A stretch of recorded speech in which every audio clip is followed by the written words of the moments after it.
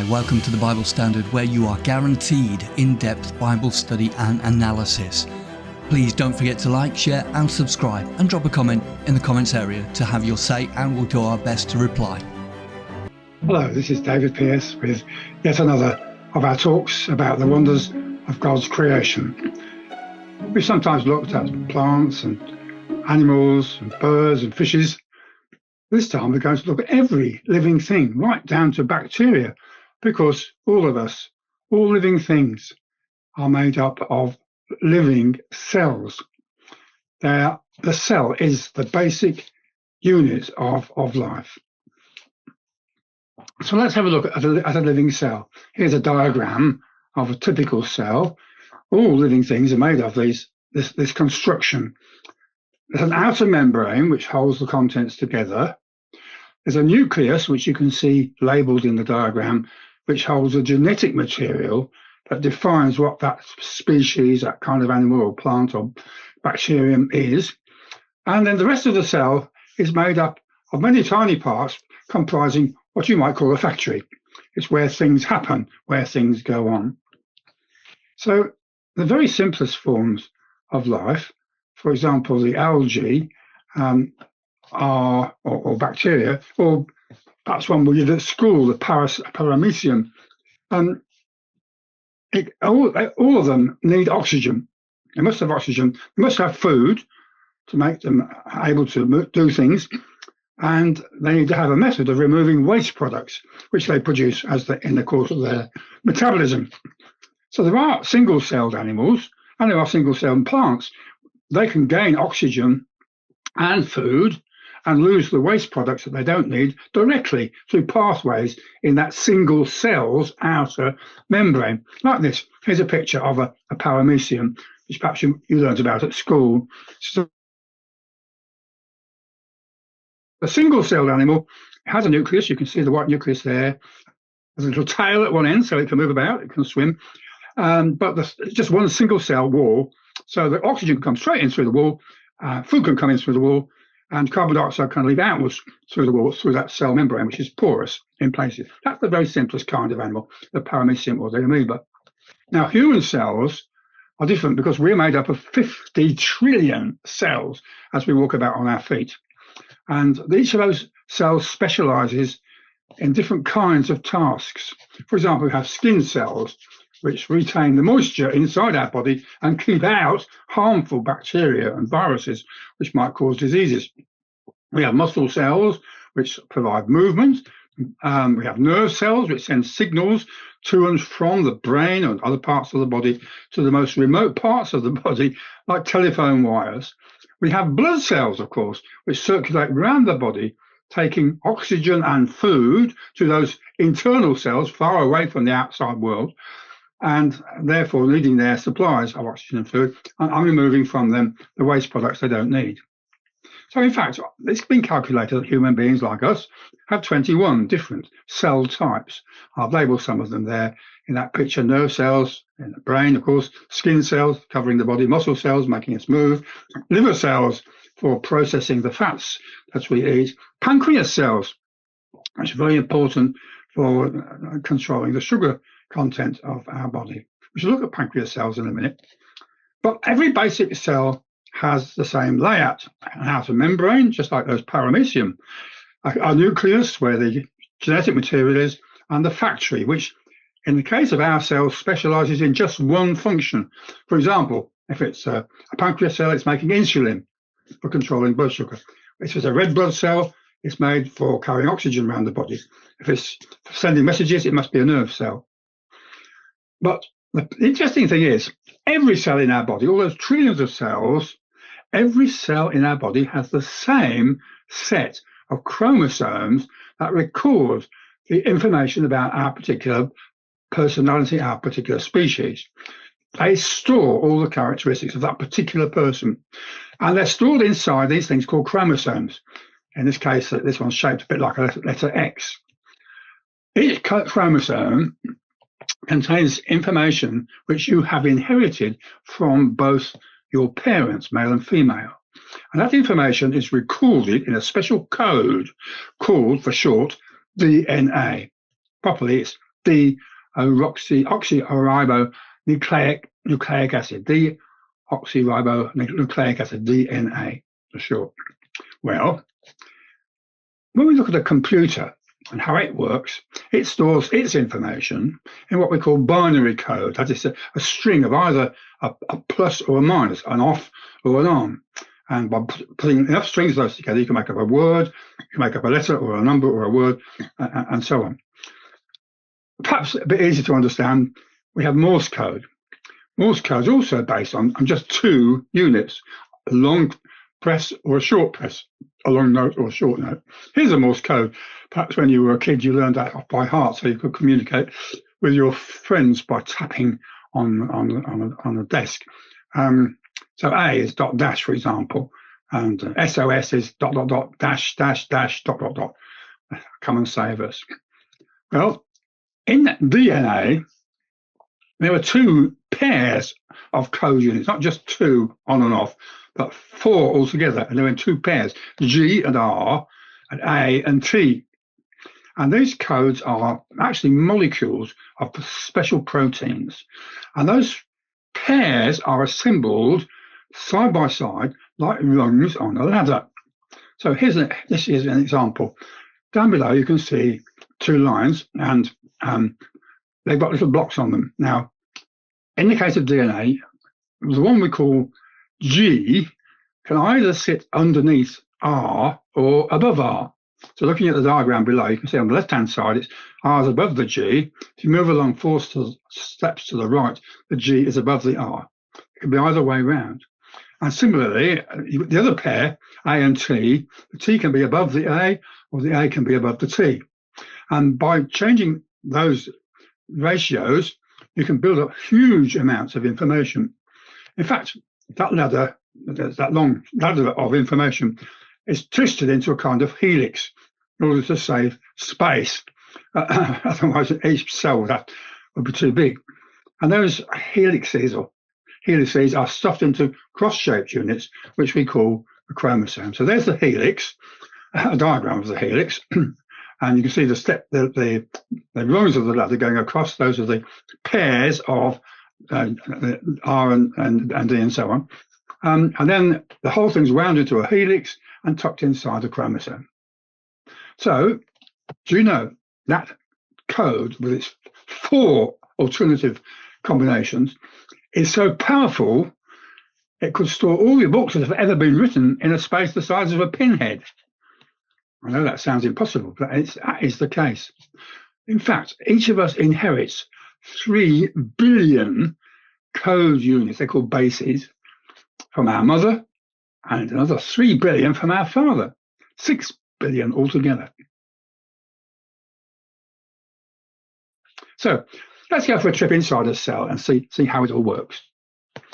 Let's take an imaginary journey inside, let's say, a pancreas cell, a human pancreas cell.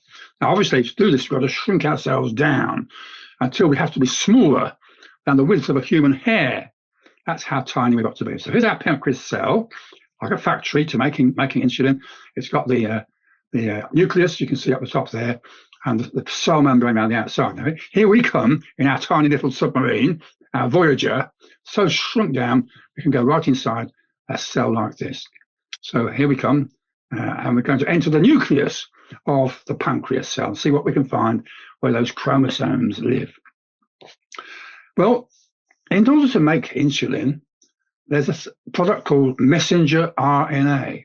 And this is a special tool for copying the genes which are needed for making the molecule of insulin.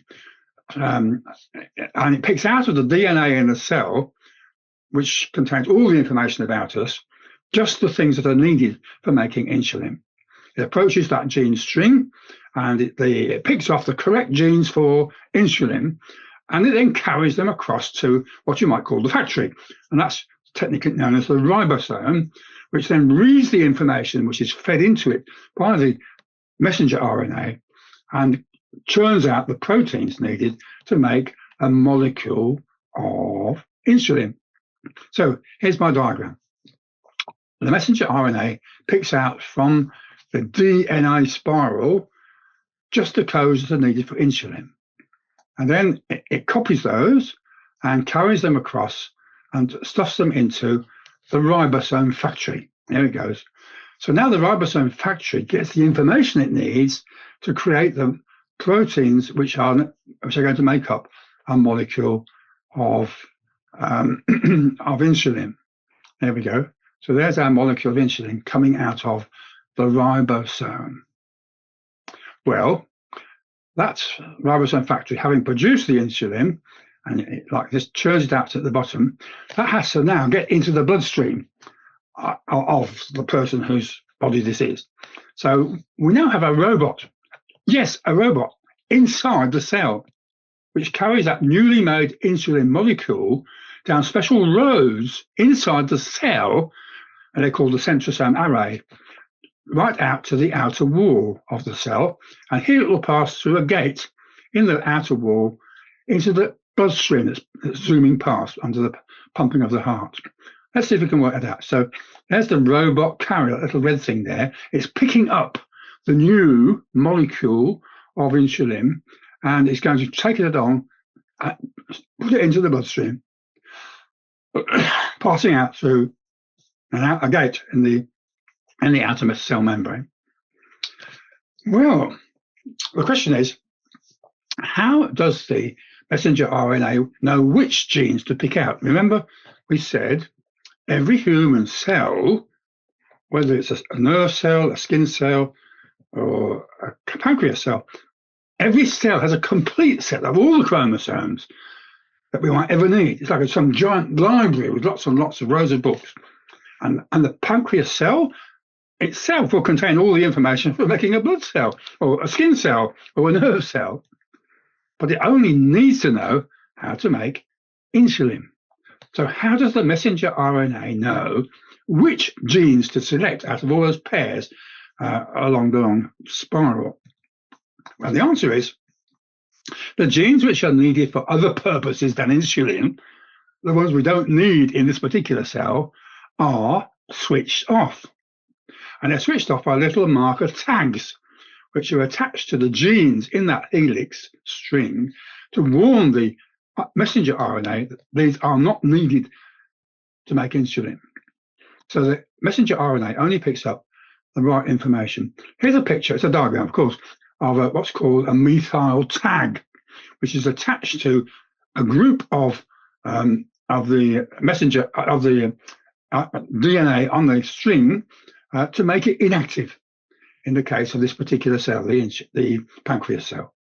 And so as the messenger RNA combs its way past all these strings of information, it will pass over the ones that have got the tags on and only select the ones that don't, the ones that it needs.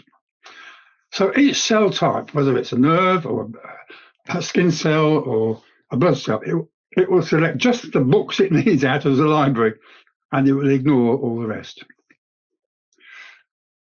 Well, what about the very first cell when we were first conceived? That's an interesting question. Your life began as a single cell. What happens, as you know, is a sperm from your father fertilized an egg from your mother. And the fact is that sperm cells and egg cells have only half the normal number of chromosomes, which is 46. They each have 23. And if you put them together, 23 plus 23, you get 46. That's an approximation, but it gives you a good idea. So when the sperm and the egg unite together, the full number of DNA is restored. So there's a picture of fertilization, where the egg inside the body of the female is fertilized by the sperm from the male. They unite together, and that original cell now divides in two. So now we've got two cells, and then it divides again. So now we have 4 cells, excuse me, and so on. And soon we have a mass of identical cells. We call them stem cells. So there's a picture of the first division, top left, where the one cell becomes 2, and then down below it started to multiply, and we have lots of copies of the same cell. Now, amazingly, those stem cells now begin to specialize. So one of those cells in that huge clump of identical cells, one cell will now become, in future, all the skin cells in your body. Another one will turn into all the nerve cells in your body. Another one will be devoted to building blood cells, and so on. And the big question we have to ask is, how did those stem cells know which type of cell to become as they gradually separate out into skin and blood and pancreas and nerves and so on? And nobody knows the answer to that question. That's still something which is quite unknown, how the stem cells know which of them is going to become blood cells, which of them is going to become skin cells, and so on. Another question, how are those little tags added to those genes that are not required for skin or blood or pancreas or nerve cells? Where did the tags come from, and how are they added? There's so much we just do not know about this fascinating subject. I'm just in passing, on YouTube, you can look at a special video which was produced some time ago by Harvard University in the United States. It's called The Inner Life of the Cell. And if you Google The Inner Life of the Cell, you'll come to this video. And it's constructed for their students. It takes you inside the cell like we've been doing. And pictorially, it tells you how the cell works. And what you actually see in this particular shot here, this still picture, is one of the little robots, which is carrying the newly made a molecule along one of those pathways inside the cell. But watch it for yourself. It's brilliant and very impressive. So let's think about the implications of all this. We've seen just how complex are the mechanisms in just one human cell, the pancreas cell, the cell membrane, the nucleus, the DNA with its capacity, amazing capacity to record data, the messenger RNA that copies just the right genes, the centrosome distribution system, and the robot protein carrier that takes that newly made molecule out to the bloodstream and gets it into use. Those tags which control which genes are picked up. Surely we would say, as Bible readers, as Bible believers, surely only a brilliant designer could have invented such an amazing system as the basis for all living things. Not just human beings and birds and fishes and trees, but even right down to the bacterium, the single bacterium. It's the same basic cell, the same living cell that makes up all life on Earth.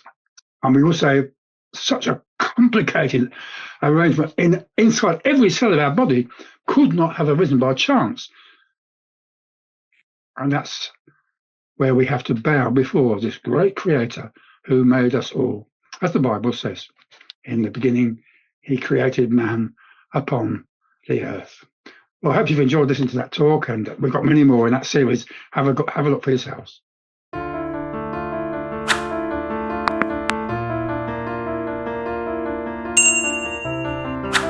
Don't forget to hit that like button. It really helps the channel grow. Drop a comment in the comments section and let us know what you thought. And make sure you subscribe and turn on notifications so you never miss a new upload. Please share it and spread the word. Thanks for watching. And remember to come back soon.